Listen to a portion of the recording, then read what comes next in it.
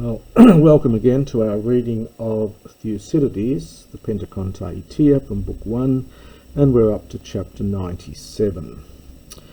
Hegumenoi de autonomon to proton ton sumakon kai apokainon sun odon buliuonton tosadi elthon polemoi te kai dia Karystos pragmaton metaxu tu atudi tu polemu kai tu medicu ha egeneto pros de ton barbaron autois kai prostus sveterus summacus neorisdontas kai peloponnesion tus ae prostucantos in hecasto.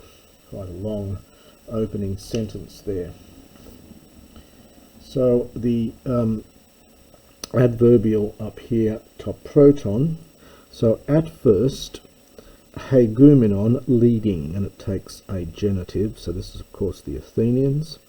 So at first, the Athenians were leading the allies who were autonomous and who were buliuonton, who were making decisions from literally a common meetings or gatherings, so who deliberated in common assembly, so who made their decisions resulting from common assemblies. So they, this is the Athenians, epaelthon,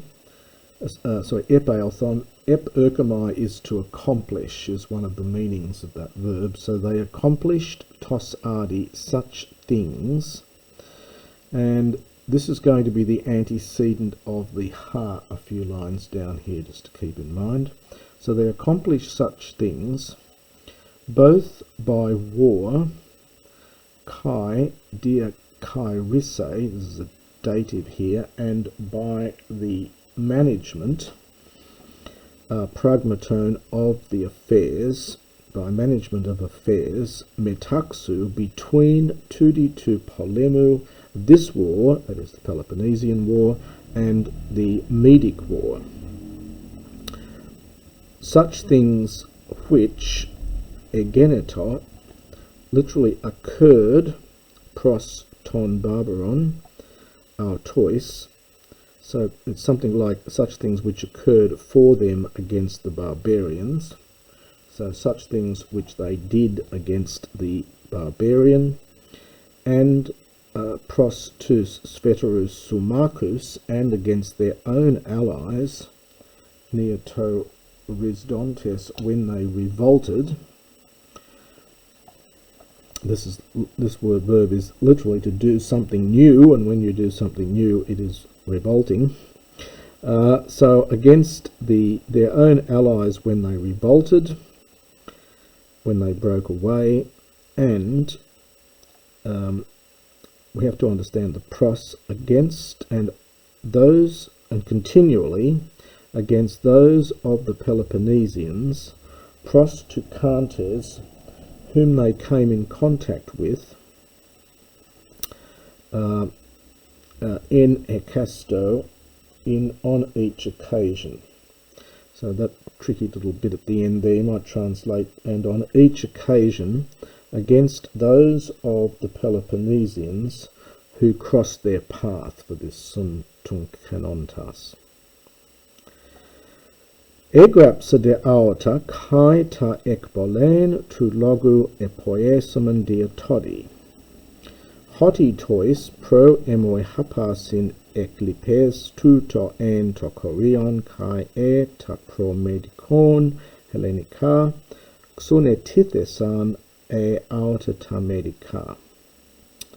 So I have written about these same things, I have written these things, and epoiesamen,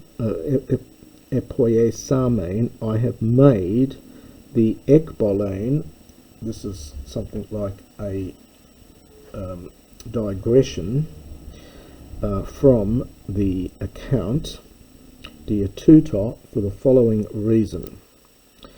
Hoti, because Tokorion, something like this period, this subject area, if you will. So this period, probably is good, was Eklipes left out tois hapasin by all those pruemu before me. And we get A and A. So either sun etethesan, this is a technical term really, it means to put place together, to put things in order, and hence to write a history of.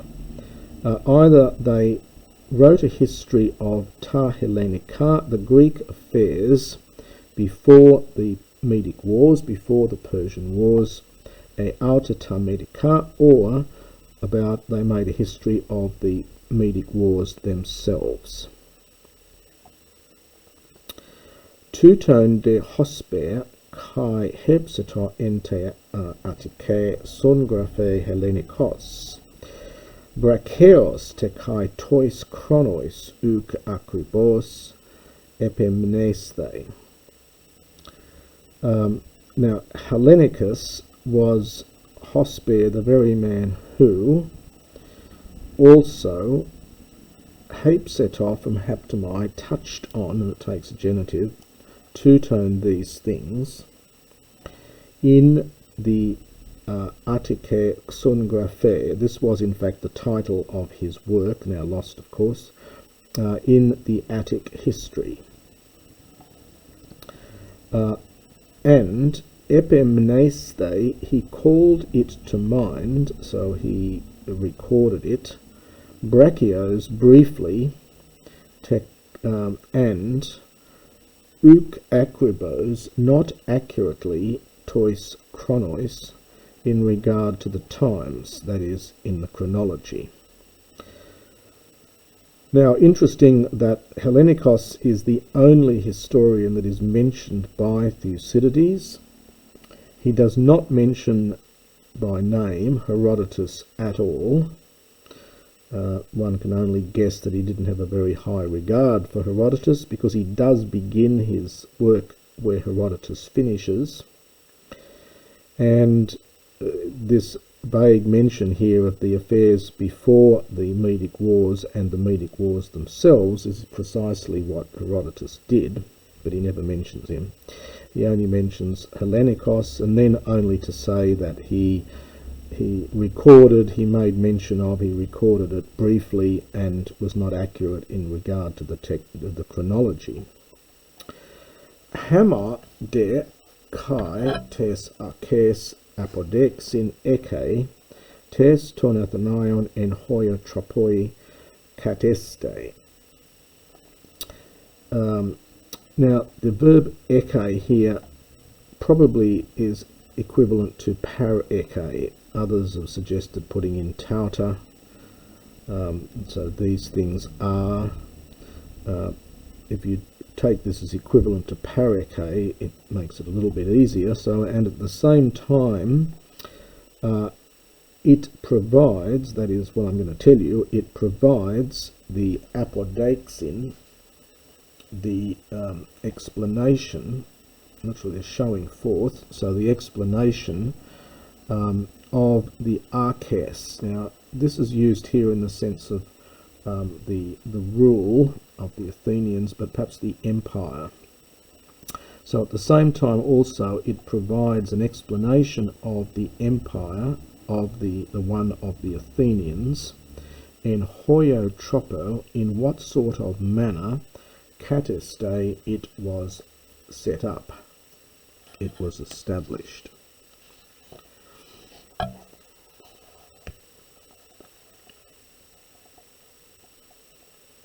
So that's the end of chapter 97.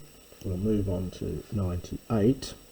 Proton men, first of all, Eion attain epistramoni medon ekonton polyoikiai halon kai andrapodisan. So first of all, the main verbs are here, halon from hyreo, to take, and Andrapodisan and enslave. So firstly, they took by siege and they enslaved Eion, so it's Tain, the city on the Strymon. This is a river, and if you look at the map of this, you'll see this is up north near Thrace. So they took Eion on the river Strymon, and genitive absolute Madone Ekonton, which the Medes held. Now we get I think this is the first mention here of Cimon, son of Miltiades. So again, another genitive absolute with Cimon, the son of Miltiades, Strateguntos acting as general. Epeta skuron tain ento aigaio neson, hen oikion dolopes Andrapodisan kai oikisan autoi. And afterwards they enslaved Skyros, the island in the Aegean, which the Dolopes, the Dolopes, this is an ethnic group, Oikun, were living in, and they themselves, it's repopulated it, they themselves resettled it from Oikisdo. They set up a settlement there. This was quite a common practice, unfortunately, in the ancient world, where an entire city or entire town, these would not have had huge numbers of people, but they enslaved them, sent them off to the mines, and then repopulated it with their own people. The mention of Skyros is interesting because Cimon is said to have brought back the bones of Theseus from here, according to Plutarch. Pros de Karystos autois aneuton alon eubeion polymos egeneto kai chronoe sun ebe san kath homologian. And a war egeneto took place against the Carystians by them, that is by the Athenians, anu without the other Euboeans. Karystos is a little town in Euboea, so they attack it, but without the assistance of the other Euboeans, so separate from the rest of Euboea. Kai chrono, and after a time, sunebe san kath homologian.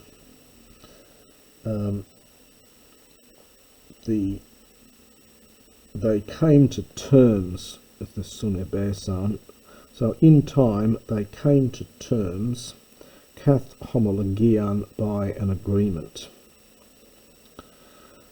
Naxiois de apostasi, this is all in the dative here, metatauta e polemesan kai polioikiae paristesanta. And after these things,